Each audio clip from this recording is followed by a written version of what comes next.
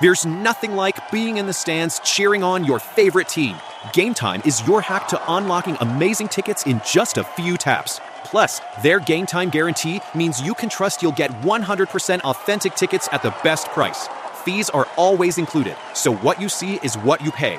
Get the best deals on sports tickets. Download the Game Time app and create an account to start searching for tickets to upcoming games and events. Swipe, tap, ticket, go. Game Time. If you love chilling mysteries, unsolved cases, and a touch of mom-style humor, Moms and Mysteries is the podcast you've been searching for. Hey guys, I'm Mandy. And I'm Melissa. Join us every Tuesday for Moms and Mysteries, your gateway to gripping, well-researched true crime stories. Each week, we deep dive into a variety of mind-boggling cases as we shed light on everything from heists to whodunits. We're your go-to podcast for mysteries with a motherly touch. Subscribe now to Moms and Mysteries wherever you get your podcasts. The Murder Shelf Book Club contains disturbing content related to real-life crimes. Listener discretion is advised. I met with Secretary Cecil, whom I know to be in disgrace. Lord Robert, I was aware, was endeavoring to deprive him of his place. With little difficulty, I led him to the subject, and after my many protestations and entries that I would keep secret what he was about to tell me, he said the Queen was going on so strangely that he was about to withdraw from her services. It was a bad sailor, he said, who did not make for port when he saw a storm coming. For himself, he perceived the most manifest ruin impending over the Queen through her intimacy with Lord Robert. He was, therefore, determined to retire to the country, although he supposed they would send him to the Tower before they would let him go. Lastly, he said they were thinking of destroying Lord Robert's wife. They had given out she was ill, but she was not ill at all, and taking care not to be poisoned. Ambassador Quadra, from Amy Robsart, A Life and Its End by Christine Hartwig.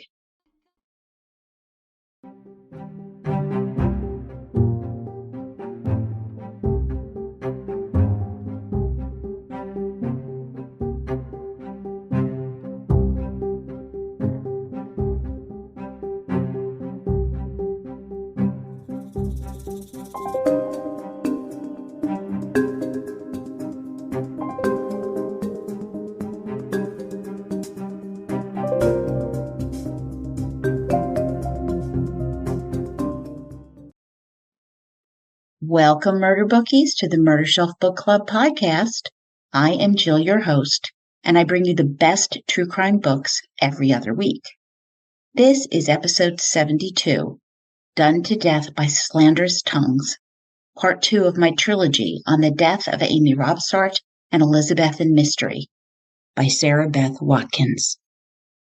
So, Murder Bookies, I am back from Crimecon 2023 down in Orlando. I'm truly exhausted. Sure, you understand. I am going to try to give you my reflections, and I'm going to try to avoid using words like wonderful and amazing, although they really do apply. Crimecon Orlando was a peak experience for me. If you're familiar with psychologist Abraham Maslow, he talked about the hierarchy of needs. I would say I reached the pinnacle, self-actualization. This was truly my dream come true after a lot of hard work to make the podcast happen. From meeting other podcasters like Shane of Foul Play, from hanging out with my friend Cheryl McCollum of Zone 7 podcast, and so many others. It was just amazing to be able, there I said amazing. It was just amazing to have the conversations, the face-to-face connections, the warmth, the humanity, the acceptance.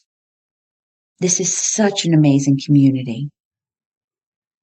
To talk to my murder bookies in person, to meet you, look into your eyes, listen to your responses to the stories that we've been telling, to meeting the authors of the books that I'm covering and will be covering.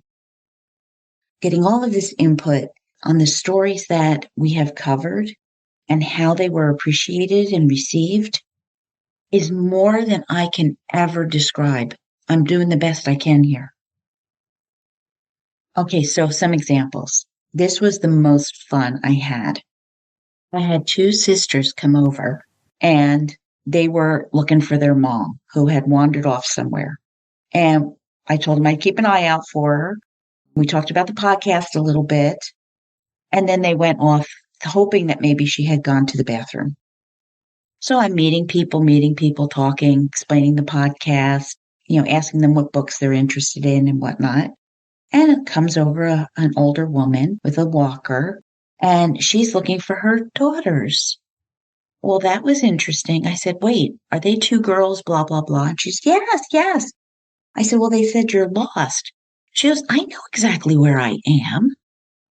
Well, a little bit later, the girls came over, found their mom, and we had the greatest laugh. Them insisting that she had gotten lost, and her insisting that they had walked away and left her. And it was just the most fun. I felt like I had known them forever. I hope they had the same experience.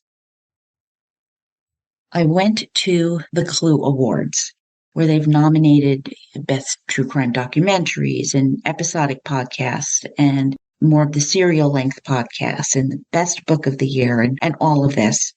And they had some of the crime speakers sitting with us in the audience. I am sitting with Dr. Baden and his wife and just chilling, having dinner with Dr. Baden. And who comes over? Oh, Nancy Grace pops by. So now I'm with Dr. Baden and Nancy Grace. And then who comes over? Joseph Scott Morgan, body bags. I'm hanging out at the cool kids table. It never happened in high school, but it is happening at Crimecon. Just absolutely surreal. I'm Jill. I've got a podcast. And here I'm hanging out with these people. What a wonderful confidence booster for me, too. One of my favorite podcasts, The Prosecutors with Brett and Alice, won the Clue Award. And I did get to chat with Brett later that evening. I said, yeah, I had voted for them. And he said, well, then this Clue Award really belongs to you. You're the ones who did this. You made this possible. And, even though you kind of may know that, to hear him kind of be humble about it and thank me for my input, just like I want to thank you for your input.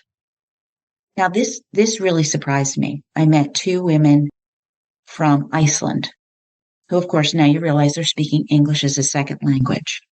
And they were asking me about the podcast. They weren't familiar with it. And I explained, I tell the true crime story, the author's story, and then provide the updates and all of this. And they were elated because they're both dyslexic. So not only English as a second language, but they're trying to read when the words do not cooperate at all. And they said, this is the solution. They will get the sense of what the books are about, but they don't have to spend a year torturously trying to go through them.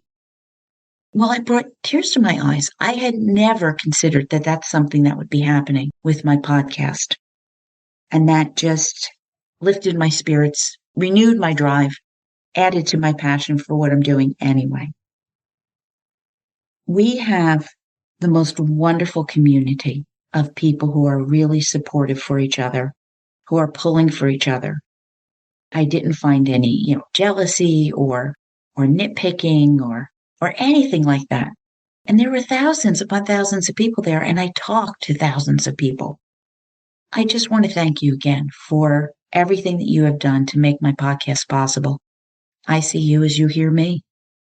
If you met me in Orlando, I will be putting all of our selfies and photographs up on my blog at www.murdershelfbookclub.com. I'll also be putting some of my behind-the-scenes photos there, including all of those that I met that you may want to know about. Please check them out. And now let's get on to part 2.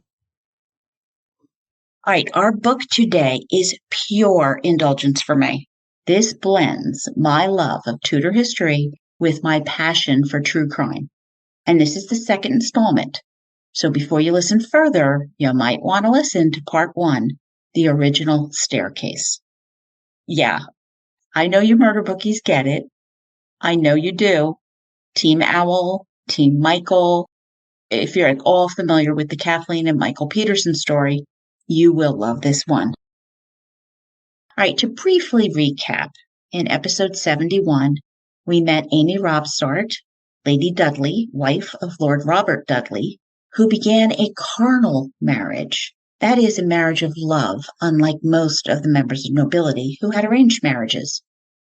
After lots of religious strife, a coup attempt, arrest, imprisonments in the Tower of London, beheadings for treason, and being thrown in the Tower of London herself, the last of the Tudors, Elizabeth I, comes to the throne in 1558. International debate rages on who the Virgin Queen will wed, and Robert Dudley is at the top of the list, to the horror of his enemies. But he is married to Amy Robsart. Then scandal erupts, setting slanderous tongues wagging, when Amy is mysteriously found dead at the foot of a staircase on September 8, 1560. Accident? Suicide? Murder? Let's continue to see where the evidence takes us. Now, Robert Dudley is widely rumored to be the Queen's lover, that they would wed, and the criticism is extreme. Had Amy thrown herself down the stairs in desperation and melancholy? Had Dudley himself killed or arranged to have Amy killed to make his way to the throne of England? He also had powerful enemies who adamantly did not want a King Dudley. So had Amy been sacrificed to ensure that this would never happen, tainting Robert Dudley with scandal? Many, many questions, many, many theories, and let's see. As all appropriate steps were taken to see that Amy received all the honors due her at her funeral and in death, rumors and innuendos spread to France. Elizabeth I's ambassador to France was Sir Nicholas Throckmorton. He served first at the court of Francis II and his wife, Queen of France, Mary, Queen of Scots, who happened to be Elizabeth's nearest royal relative. After Francis II's death in 1560, his brother, Charles IX, became king. Now, the real power behind the throne is their mother, Catherine de' Medici. So if you saw the Serpent Queen on Stars, that's her, and it is a terrific program. So Sir Nicholas Throckmorton was well informed on the French gossip flying around the Valois court about Amy Robsart's death. Now, he's a friend of Robert Dudley's, so he writes and he offers him condolences.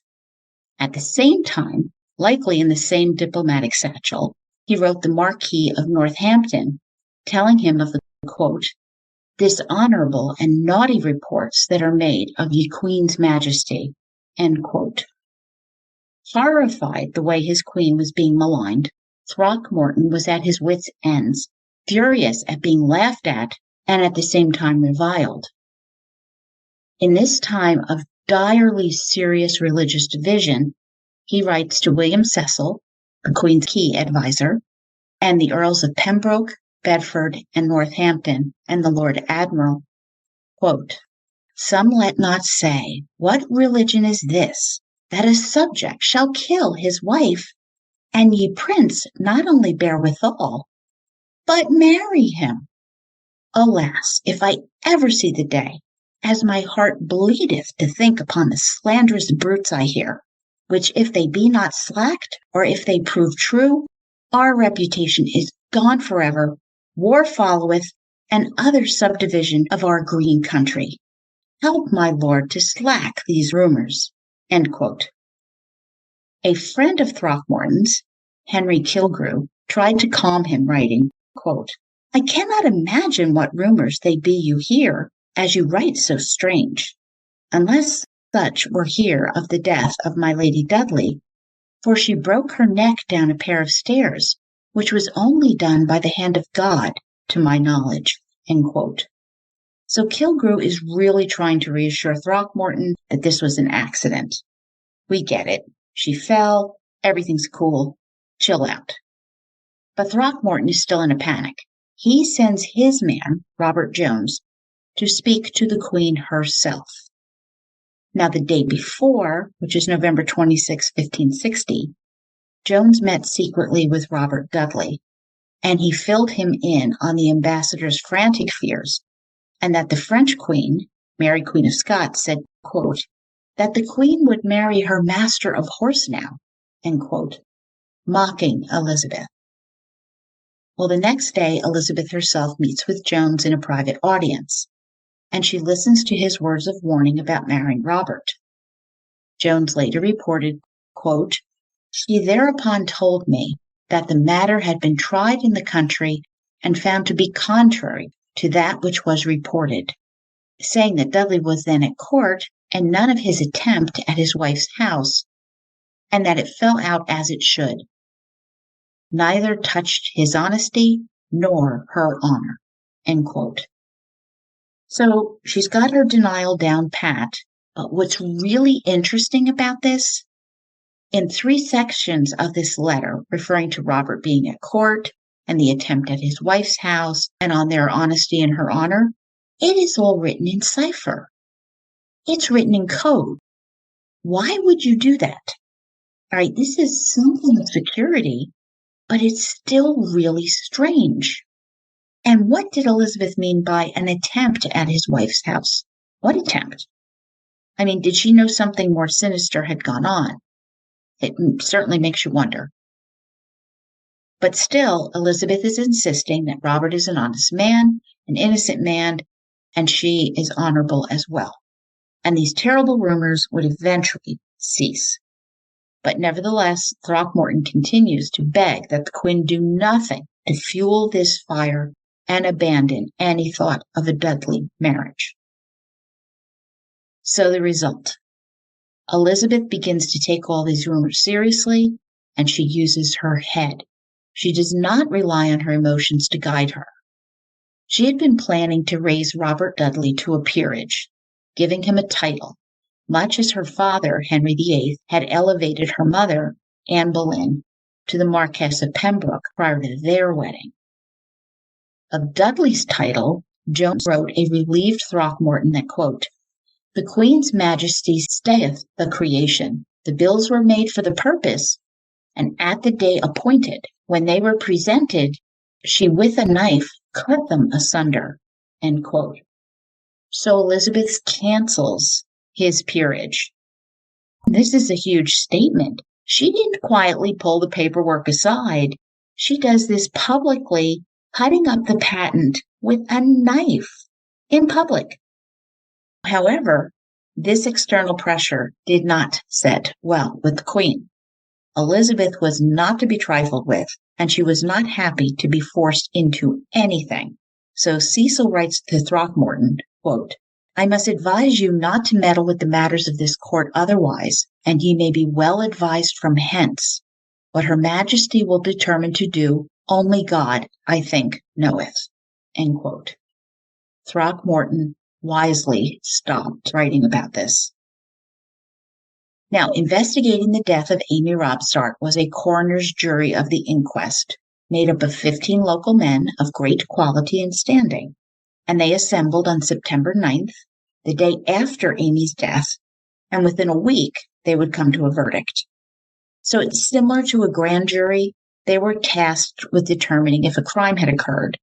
They did not try to deliver some kind of sentence or judgment. However, this verdict is not delivered. There is a delay. 11 months later, August 1st, 1561, the verdict was registered before the judges of Assize. Assize is a court that sat in intervals in each county in England and Wales, rotating, that administered civil and criminal justice. Right? Fun fact, the Assize courts, they last through 1972. All right, that's a long time. Now, why this lag in delivering the verdict can appear sinister, this is actually normal. A verdict would be registered when the Assize was sitting in the region, not before. And then it was lodged with the royal court. Can you imagine 11 months of rumors going on, though, waiting for this verdict? Well, once filed, the verdict was then lost in time. This actual document was located only in 2008 at the National Archives at Kew Palace. And that's when the modern world found out what it actually said. So it tells you once again that history is very fluid. One document pops up and it changes how you view everything. So what did we learn from the written verdict? Well, we learned at Cumnor Place, Amy fell down 8 steps on a pair of stairs, meaning there were 2 flights broken by a landing. The, quote, circular newel stone staircase, end quote, continued off the landing at 180 degrees. There is a diagram of a newel staircase on my blog, which helps a lot to visualize this fall. We do not know if Amy was found on the landing or at the foot of the stairs, nor in the position the body was at the time. There's no chalk outline on the stone floor. And stone, remember, is unforgiving. From the autopsy report, yes, they had an autopsy report from 1560, which I was pretty impressed with. It read, quote, the aforesaid Lady Amy, on 8 September in the 2nd year of the reign of the said Lady Queen, meaning Elizabeth, being alone in a certain chamber within the home of a certain Anthony Forrester in Cumnor, and intending to descend the chamber by way of certain steps of the chamber, there and then accidentally fell precipitously down the aforesaid stairs to the very bottom and sustained not only 2 injuries to her head, one of which was a 1/4 of an inch deep, the other 2 inches deep, end quote. That is 0.5 centimeters and 5 centimeters respectively. Both of these types of wounds would bleed profusely. The shallowest would cause a tearing of the lower layer of scalp, and the larger, that's a skull fracture, either open, which is compound, or closed and depressed. So we learned that Amy suffered 2 head injuries and 1 is severe. But these were not the cause of death. And the autopsy went on, quote, truly also, by reason of accidental injury or of that fall and of Lady Amy's own body weight falling down the aforesaid stair, Lady Amy there and then broke her own neck on account of certain fractures of the neck and then died instantly. Lady Amy was found there and then without any other marks or wounds on her body. And thus the jurors say on their oath that Lady Amy by misfortune came to her death and not otherwise, insofar as it is possible to present for them to agree. For this inquest, both the coroner and the jurors have turned in, affixed their seals on this day, end quote. So they ruled accidental death by fall. 2 head wounds, no commentary on blood at the scene. From this autopsy report, we absolutely know that a Spanish report, which said she was found with a knife in her head, was incorrect.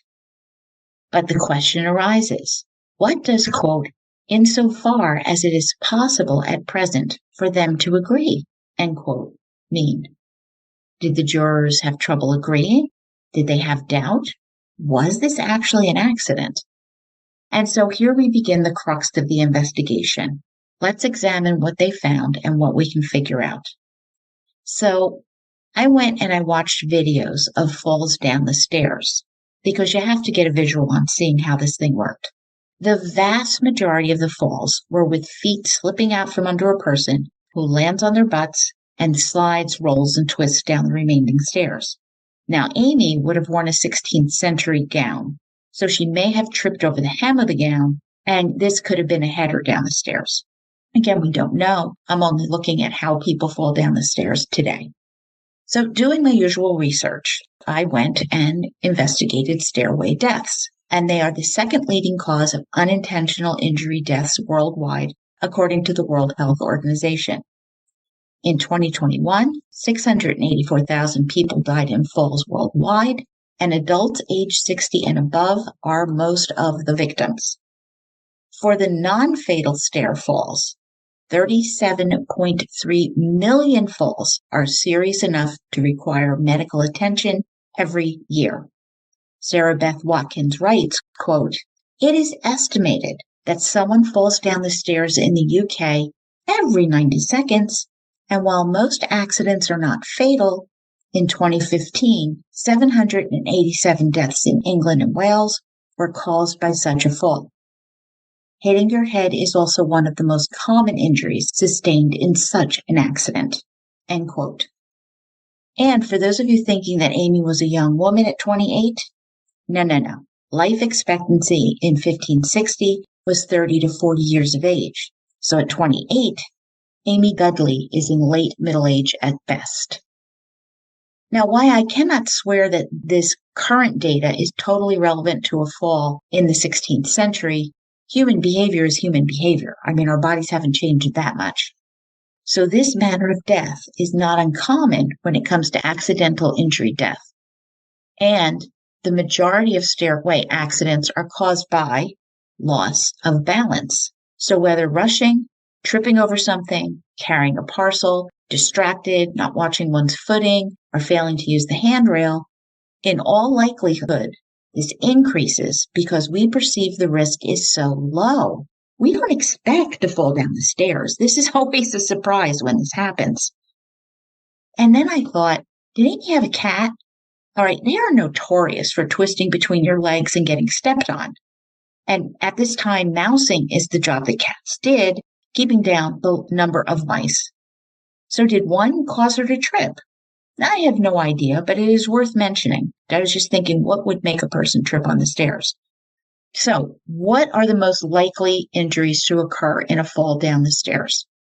An American Journal of Emergency Medicine reports sprains and strains 32.3%. Would these average people, these jurors, recognize a sprain in a cadaver? Got to ask that. Fractures, 19.3%, such as the face, hands, and wrists. Spinal cord damage, deep lacerations.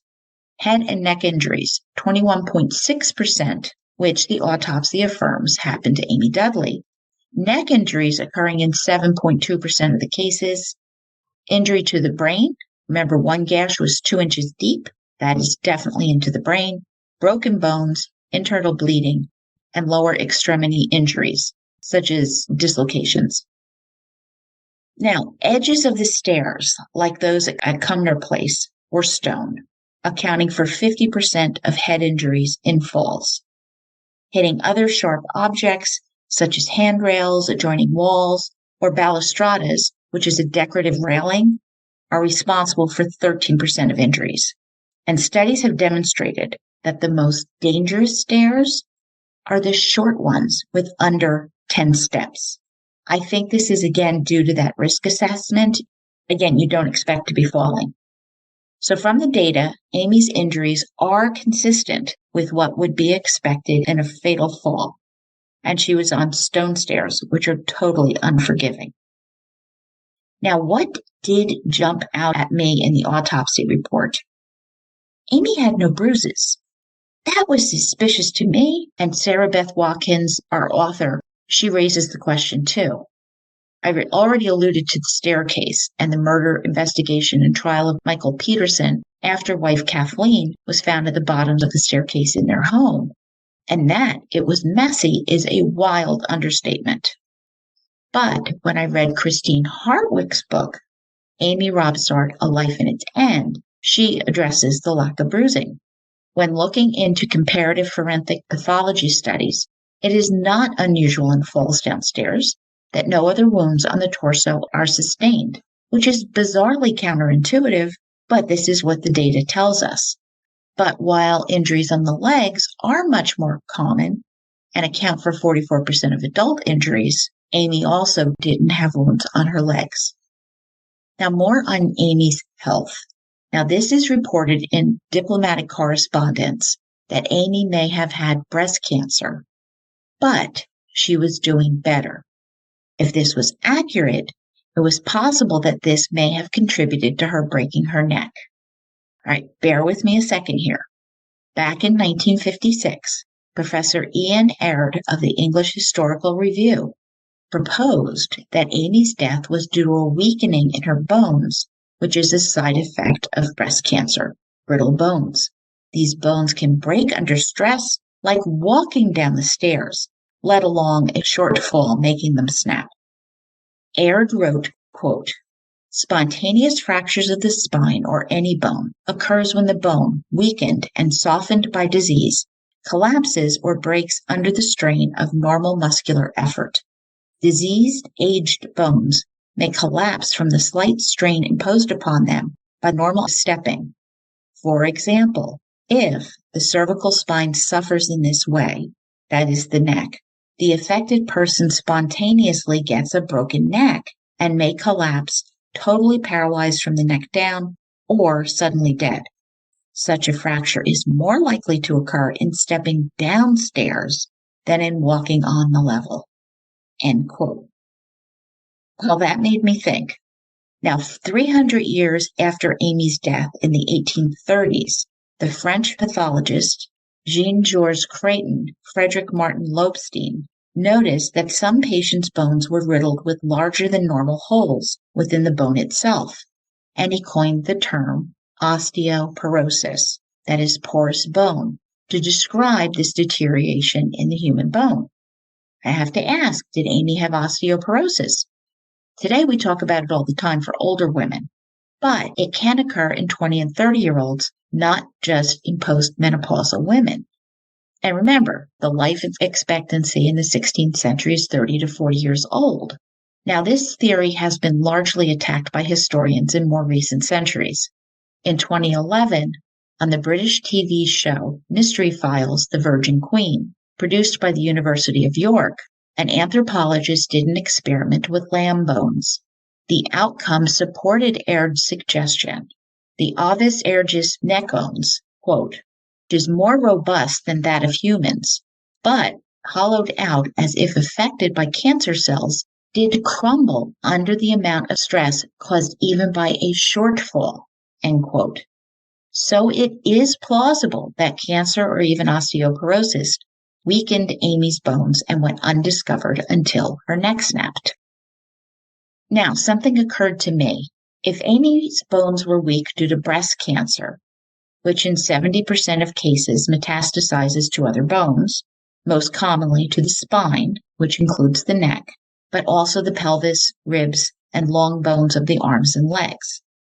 Breast oncologist Dr. Alyssa Huston Porter explains in an article written for everydayhealth.com, quote, "Typically, bone pain is the first sign that cancer has spread to the bone.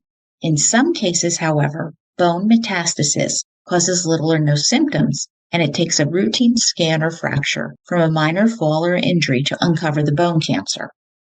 Another symptom of metastasis is spinal cord compression. When cancer spreads to the bones of the spine, it can squeeze or press on the spinal cord. This can cause a weakness in the legs or elsewhere in the body," end quote. So could Amy have been experiencing weakness in the legs, contributing to the fall as well? Well, we just don't know if Amy's breast malady was cancer or if it had spread, but it seems like another real possibility. I don't think we're stretching here. Given the reports by Spanish Ambassador Quadra, something had been going on with her health, and perhaps she was recovering. We've established that Amy was very mobile. She's traveling about, which is very arduous in the 16th century.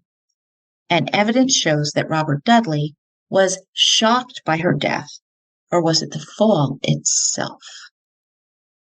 In another letter, Robert's brother-in-law, the Earl of Huntingdon, wrote to Dudley of Amy's, quote, trouble. "As I end my letter, I understood the death of my lady your wife. I doubt not, but long before this time you have considered what happy hour it is which bringeth a man from sorrow to joy, from mortality to immortality, from care and trouble to rest and quiet. And the Lord above worth all the best to them that love him," end quote. Sarah Beth Watkins added, quote, "What care and trouble was Amy now at peace from?" End quote. Did Huntington know of her illness, or was this a comment just made to a man who had lost his wife, which is bad enough, but then all the scrutiny and rumors swirling about him? Really sounds more like a platitude shared with a grieving widower and not a smoking gun. All right, a number of other medical causes have been suggested over the centuries, and these include an aortic aneurysm, cervical spondylosis, which is a natural age-related disease where the bones in the neck degenerate. Or it could possibly be tuberculosis of the spine, which causes local pain, tenderness, stiffness, and spasm in the muscles, which I think might have been mentioned, but she was also absent from court. There's also no mention of blood in the autopsy, which certainly would have been present with 2 head wounds. Now, is this an oversight? I don't know. The depth of the wounds also caught my attention. 2 thumbs deep. All right, put your 2 thumbs together. That is through the skull into the brain. From a fall? I don't know. In the report, the coroner uses the term dintis, meaning wounds, but it's also used to describe injury from a blow or violence. Yeah. So I'm really not surprised that people wondered and suspected foul play.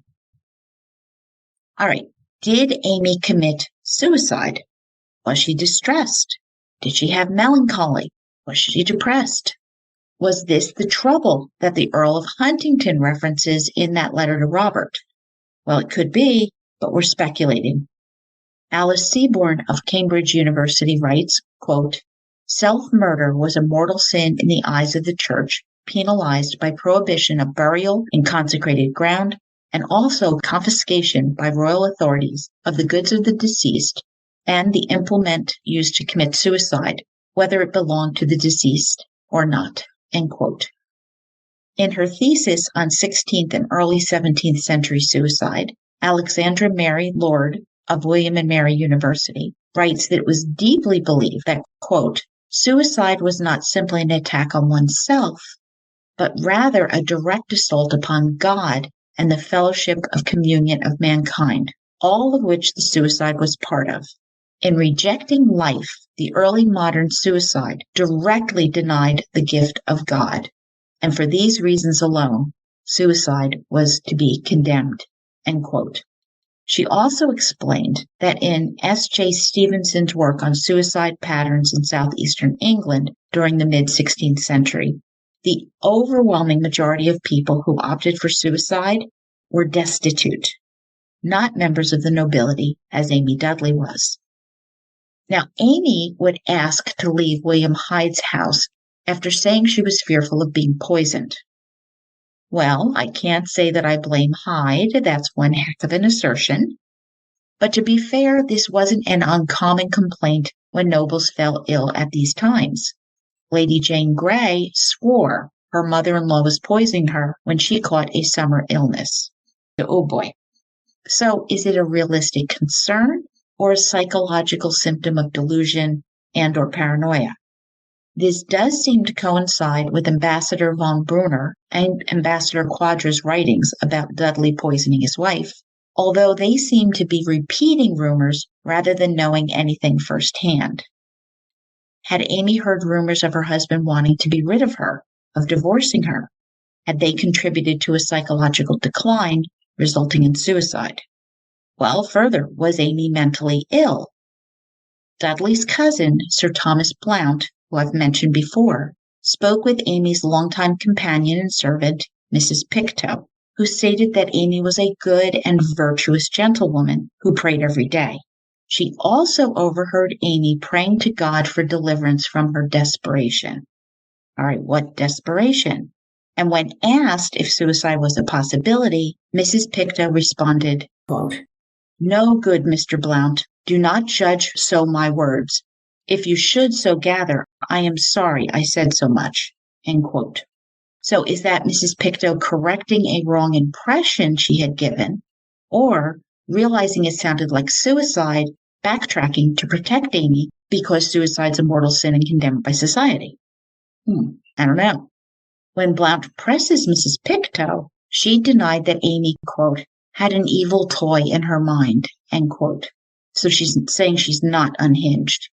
After more robust questioning of the staff, Thomas Blount writes, quote, "Certainly, as little while as I have been here, I have heard tales of her that maketh me judge her to be a strange woman of mind, and I will tell you at my coming, end quote. But what was she desperate about? What does he mean by a strange woman of mind? What had unhinged Amy if she was unhinged? Was it her husband and the Queen?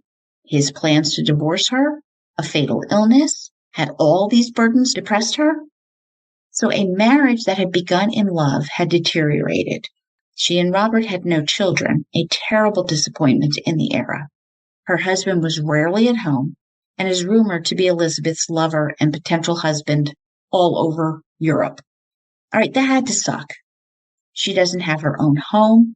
She's depending on friends and family to have a roof over her head. Rumors are flying around that Robert is going to divorce her. This is not ideal. Yet, after Blount's personal inquiry, he concludes, quote, that misfortune has done it and nothing else, end quote. So he says it's an accident. Back in the day, the most common forms of suicide were hanging, drowning, cutting oneself with sharp objects, burning, jumping, and starvation. Throwing oneself down the stairs doesn't even appear in the research. Hence, I doubt Amy threw herself down the stairs trying to commit suicide, which certainly wasn't even a guaranteed death, unless she was trying to mask her suicide attempt given the verboten nature of self-killing. If Amy wanted to kill herself, wouldn't she poison herself? Maybe she drowned herself? Amy did insist that everyone leave and go to the fair, leaving her alone. However, counterbalanced with the knowledge that Amy prayed daily, went to church, and participated fully in the Protestant religious life that was the center of everything in this era. And the afterlife ante was upped big time during the reign of Edward VI. Under Catholic doctrine, purgatory is, quote, a place or a state of suffering inhabited by souls of the sinners who are expiating their sins before going to heaven, end quote. So this is a heaven holding tank of sorts. With prayers, devotions, donations, a soul could move into heaven eventually. Not so under the reforms of Edward VI's Anglican Church in England. In 1552, quote, the official rejection of purgatory had made early modern death more absolute than its medieval counterpart had ever been, end quote. So you went to heaven or you went to hell. There is no reprieve. Now, legally, suicide was a fellow de se, that is, a felon of himself. All one's goods, possessions, money, property were forfeited to the crown, meaning Elizabeth I would take all the Robsart lands Amy had inherited from her parents. Now, I can't imagine that a woman who has basically lost her husband to another woman would act to give her every last belonging in the world to that same woman. Maybe I'm overthinking it, but I don't think so. And the final indignity inflicted on suicides. They molested the corpse. Yes, seriously. For example, quote, one case ruled that the deceased should be carried to some crossway near the town's end, and there have a stake driven through her breast, and so be buried with the stake to be seen, for a memorial that others going by, seeing the same, might take heed, end quote. So you're not allowed a Christian burial. You're buried under the cover of darkness. No mourners are permitted. It's often some undisclosed grave along a public road or a crossroad. So this is not a dignified end at all. It's looking unlikely that Amy committed suicide to me. Could it have just been an act of desperation? A signal that not all was well, that she needed help? Did she throw herself down the stairs to get her husband's attention, much like is reported that Princess Diana did in the early days of her marriage to then Prince Charles? Only in Amy's case, she inadvertently broke her skull and her neck and killed herself, which actually wasn't her goal. Again, we can't know, but I still think that suicide seems like a stretch. With her immortal soul in peril, she knew she would burn in hell for all eternity. Now, if Amy were severely mentally ill, I think we would hear more references to this and more details, and this is absent from the primary source records that we have. Now, just over 2 weeks before Amy's death, she wrote a note about having a new dress made. Quote, Edney, this shall be to desire you to take the pains from me as to make this gown of velvet, which I will send you such a collar as you made my russet taffeta gown. I will see you discharged for all. I pray you, let it be done with as much speed as you can, and I bid you most heartfully farewell from Cumnor, this 24th of August. Your assured friend, Amy Dudley. End quote. 16 days later, Amy dies. So clearly, I think Amy has a purpose in mind for her new velvet gown. And some believe this shows that she was looking forward to the future. Shopping therapy? Well, maybe. But I know better to think that buying new clothes means that one is optimistic and emotionally stable. But this is a rush order. Rushing for what? For who? Something is in her mind here, and I think it is a significant clue. 4 months after Amy's death, the speculation is still an international topic. Quadro writes to King Philip II of Spain. He discussed all this with nobleman Henry Sidney, who served the Queen as her Lord Deputy in Ireland. Quote, as regards the death of the wife, he is certain it is accidental, although he knew that public opinion held to the contrary. I told him, if what he said were true, the evil was far less. For, if murder had been committed, God would never help nor fail to punish so abominable a crime. It would be difficult for Lord Robert to make things appear as he represented them. He answered it was quite true that no one believed it, and that even preachers in their pulpits discoursed on the matter in a way that was prejudicial to the honor of the Queen. End quote. Oof. The gossip is not dying down. No pun intended. Moving ahead a year, September 1561, the Earl of Arundel, Henry Fitzalan, wants the case reopened. This is when the verdict of the jurors is revealed. So to be fair, while Arundel is old enough to be Elizabeth I's father, he hoped to marry her himself. A premier lord in the land, he believed that if she should choose to marry an Englishman, well, it should certainly be him and not Robert Dudley. Earlier, a steward of Arundel swore, quote, wherefore I would that he, meaning Robert Dudley, had been put to death with his father, or that some ruffian would have dispatched him by the ways he hath gone, with some dagger or gun. End quote. God, these people want Robert killed. After the Lady Jane Grey coup, Arundel played a role in putting Mary I on the throne, and now feared that Robert would have too much power if he married her sister, Queen Elizabeth. The question has to be asked, was Arundel fearful that Dudley would take revenge on him, who had helped orchestrate his father, brother, and sister-in-law's executions? So maybe this is Arundel's motivation for insisting the inquiry be opened? While Robert Dudley would have words with Arundel, he took no action to stop him from reinvestigating Amy's death, and nothing new came from Arundel's efforts. I mention this because emotions are still running very high. This is no light matter. It is serious politics being played out before all of Europe. It turns out that Amy's half-brother, John Appleyard, was not totally convinced it was an accidental fall either. When the news of Amy's death reached Robert, he immediately wrote to her brother, and as the investigation moved forward, John indicated that he was, quote, moved to search for further answers to his sister's death, end quote. Appleyard later told Thomas Blount, same guy, Robert's cousin, this story. While Appleyard was in the garden at Hampton Court, one of the Queen's residences, a letter was delivered to him, and it urged him to come alone, that a man had something important to say to him.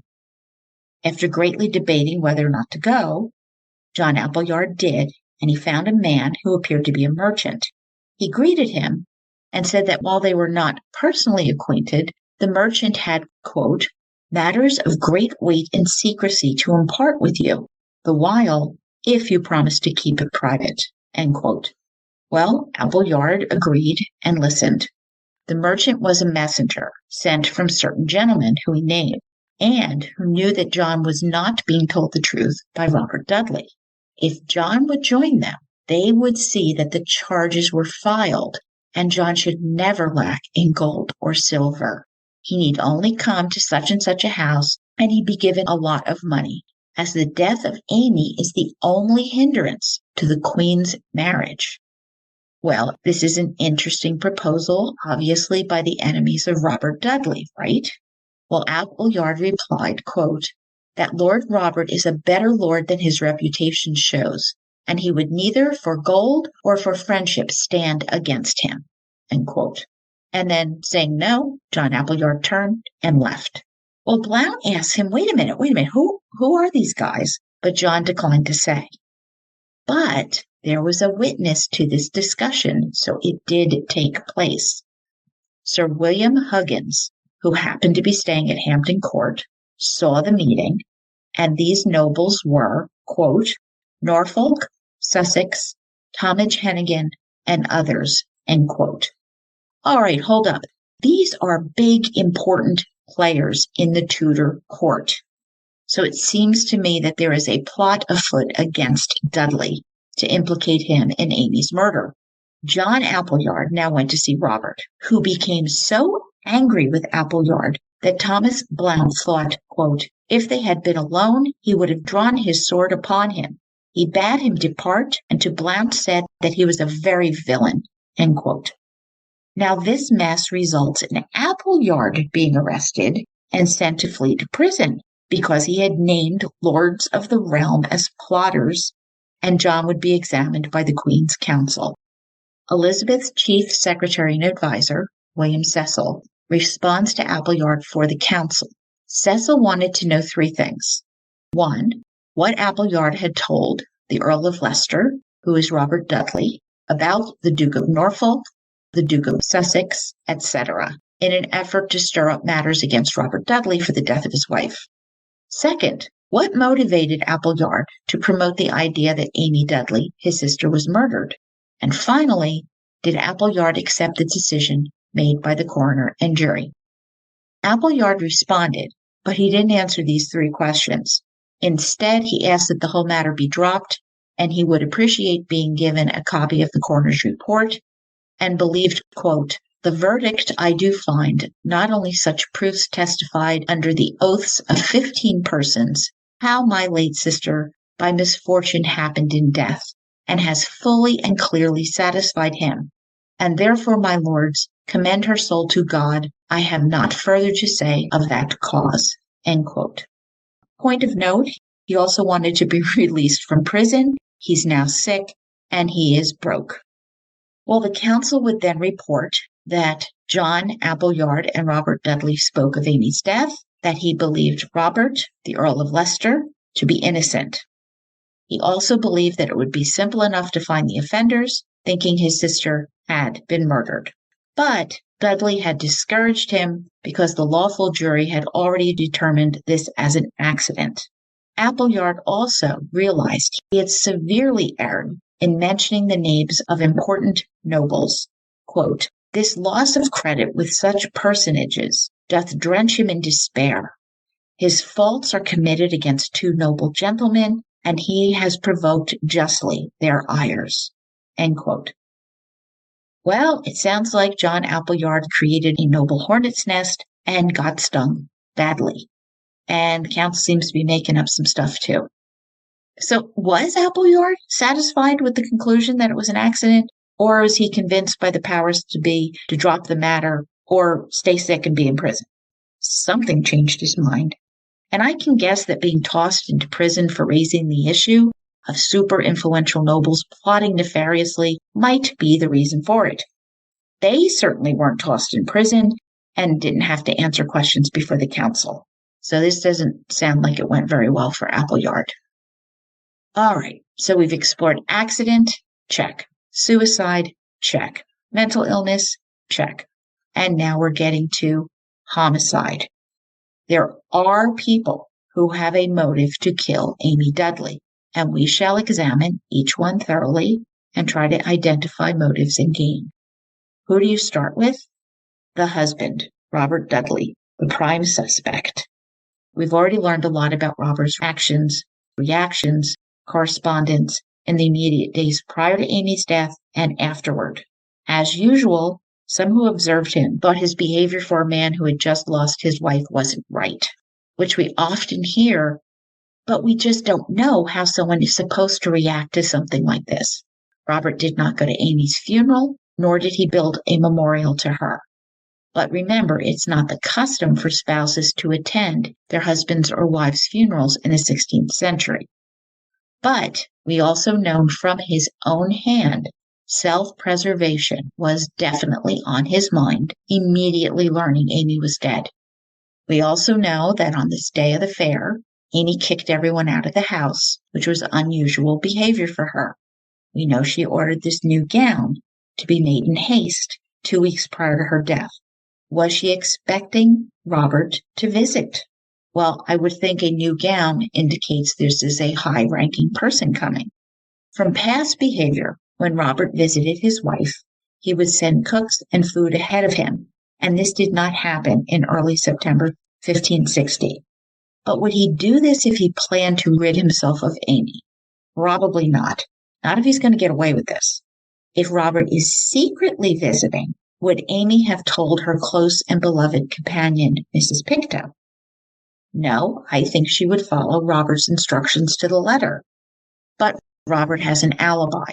He is at court in Windsor, seen by hundreds of witnesses, so he certainly did not come to Cumnor Place and kill Amy. That is definitive. Did Robert Dudley hire or send someone to kill Amy for him on a day when he had an airtight alibi? Well, perhaps. But Robert's immediate response was to push for this to be a thorough investigation with competent men, and he was insistent upon it. Could he be so sure that any accomplice would not be traced back to him? And many wanted a bad outcome for Dudley, as we see with Norfolk and Sussex. While Robert's reaction to Amy's death, some said was cold, to me it appears to be genuine shock, tempered by a desire to have the jury get to the bottom of the matter, and for John Appleyard to witness the inquest, even if they deduced it was a work of villainy. And he wants to maintain his influential relationship with the Queen. When they determined it was an accident, Dudley again pushed for this to be double-checked so that no one could later refute the jury's conclusions. It was Elizabeth who issued a veto, saying that it was too much and to let the matter rest. Now, Amy died in 1560, 2 years after Elizabeth came to the throne. Why would Robert wait until rumors and gossip about him and the Queen were rampant to commit murder? Why not kill her before trouble was made? Sarah Beth Watkins suggests that, quote, if Amy had died at the start of Elizabeth's reign, it would not have caused the scandal that it did in 1560, end quote. Well, I agree, but who knew that it would become such a huge scandal back in 1558? Now, Robert Dudley did not poison his wife, as rumors suggest. The fact is, she died of a broken neck. If she had died of natural causes, like the breast malady, Robert would have been free to marry the Queen. The way she died, shrouded in suspicion, tarnished his reputation so that this marriage could never happen. Historian James Anthony Fround writes in 1863, and he suggests a different conclusion. Quote, eventually, after an investigation apparently without precedent for the strictness with which it was conducted, the jury returned a verdict of accidental death, and Robert Dudley was formally acquitted. Yet, the conclusion was evidently of a kind which would not silence suspicion. It wasn't proved that Lady Dudley had been murdered, but the cause of death was still left to conjecture. The conclusion seems inevitable that all thought that Dudley was innocent of direct participation in the crime, and the unhappy lady was sacrificed to his ambition. She was murdered by persons who hoped to profit by his elevation to the throne, end quote. So it was Robert's friends who killed Amy for him, to clear his path to the throne. Well, if that was the goal, it was botched because it really didn't work. Because there's way too much mystery, far too many unanswered questions. The scene and information is too sterile to satisfy anyone, which is why we're still discussing this 500 years later. Now, in 1978, an incomplete history was unearthed, the Journal of Matters of State. Now, this provides some succinct comments on the political situation during Edward VI's reign. It also includes some text documenting events from the early years of Elizabeth's reign, and this is the part that is relevant to us. This points to another suspect, possibly Robert Dudley's accomplice, his friend, Sir Richard Verney. I mentioned Richard Verney before. Amy had spent time living at Sir Richard Verney's home at Compton Verney before heading to Cumnor Place. Quote, "If Lord Robert's wife break her neck at Foster's house in Oxfordshire, her gentlewoman being gone forth to a fair, howbeit it was though she was slain, for Sir Verney was there that day, and whilst the deed was done, Verney was going over the fair and tarried there. For his man, who at length came, and said, Why tarriest thou? He answered, Should I come before I had done? Hast thou done? Quoth Verney. Yea, quoth the man, I have made it sure. End quote. This conversation is between Verney and a friend of his at the fair. The problem is, the author of this journal is probably John Hale, who was not on the site in person. So he couldn't know exactly what was said by anybody. So this is gossip, really hearsay. And Hale admits to not even knowing Lord Robert Dudley personally. Now, almost 24 years after Amy's demise, Leicester's Commonwealth is printed. It is a very slanderous hit piece at best. It also speculates that Sir Richard Verney is the culprit. However, this text is not derived from the Journal of Matters of State, because the journal was not in public circulation. So Leicester's Commonwealth came about separately and independently, while both point the finger at Sir Richard Verney. Leicester's Commonwealth reads, quote, Verney, who by commandment remained with her that day alone, with one man only, had sent away all of her servants from her to the market. He with his man can tell how she died, which man, being taken afterwards for a felony, and offering to publish the manner of said murder, was made away privily in the prison. And Sir Richard himself, dying about the same time in London, cried piteously, and said to a gentleman of worship not long before his death, that all the devils in hell did tear him in pieces. End quote.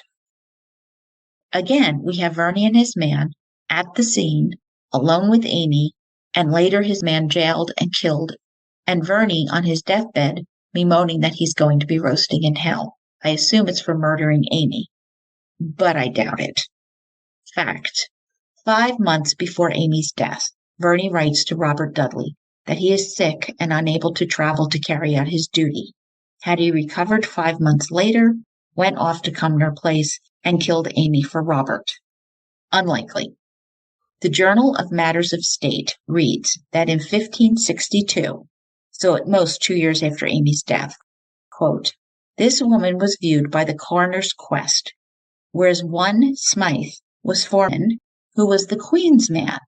It was found by this inquest that she was the cause of her own death, falling down a pair of stairs, which by report was but 8 steps. But the people say she was killed by reason. He forsook her company without cause and left her first at Hyde House, where it said she was poisoned, and then for that cause he desired she might no longer tarry in his house, and from thence she was removed to Varney's house, and so at length to Forster's house. End quote. Well, what's accurate here? While Amy did complain of being poisoned, which seems unfounded, the foreman named Smythe is also accurate.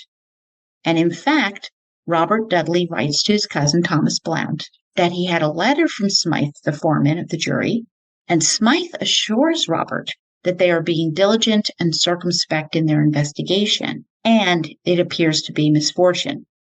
Is Smythe the Queen's man? I don't know. Is Smythe just calming an anxious husband in mourning? Or had Elizabeth picked her man and used her power and influence over him so that the jury's finding would come to a favorable conclusion? Well, if one were smart, everyone was the Queen's man. And this is a common expression, not a conspiracy factor. And there is no evidence that the court or jury looked into Richard Verney as the assassin. He wasn't even on their radar. Now, Dudley and Verney remain on good terms for the remainder of Verney's life, and he died around 1566. So I cannot put a lot of weight into Leicester's Commonwealth, which is also written 25 years later with an agenda to make Robert Dudley look bad by an author who did not know any of the principals in the case. Sounds like they're making up shit. I have to conclude it is unlikely that Robert Dudley was stupid enough to kill Amy when she may have had a fatal disease that would take its natural course, letting God's will determine if he was a valid husband for the Queen of England. Hiring a killer also seems incredibly risky, who would have snuck in during the daylight hours, risking being seen. Thus, I rule out Robert Dudley as the murderer. And I will pause here until next time, when we will explore the others who had a motive to kill Amy Robsart, Lady Dudley. Murder Bookies, do you think it's accident, suicide, or murder? And do you agree with my analysis? Reach out to me, Jill at murdershelfbookclub.com, and let me know. And I can now announce my next book is Dismembered by Susan D. Mustafa and Sue Israel. Thank you, Patreon subscribers, for helping to pick out this one. You did great. Over a decade in Baton Rouge, Louisiana, women were being hunted down, bludgeoned, and strangled. Bodies were found, each one carefully posed. Each was brutally mutilated. An arm here, a leg there, a tattoo. The killer was cutting his victims to pieces. When investigators finally caught the mild-mannered Star Trek fan, Sean Vincent Gillis, he couldn't wait to tell his story, which shocked the seasoned veteran detectives. Sean told them every detail of his killings, and he smiled as he spoke. Thank you for listening. And right now, I need you to leave me a 5-star review wherever you listen. It is so important in finding new murder bookies, so help me out if you can. As always, I am so appreciative that you give me your time and attention. It keeps me going. I see you as you hear me. Join me on Patreon, www.patreon.com/MurderShelfBookClub for our Zooms. Reach out to me on Instagram, Facebook, Twitter. I love hearing from you. And until next time, Murder Bookies, happy reading. Trust your gut. Source material, snack and drink information, portraits, family trees, diagrams for the Death of Amy Robsart and Elizabethan Mystery Trilogy by Sarah Beth Watkins is found on my blog as well. Written and produced by Jill, all rights reserved. Music by Carl Hosanna, lyrics by Otto Harbach.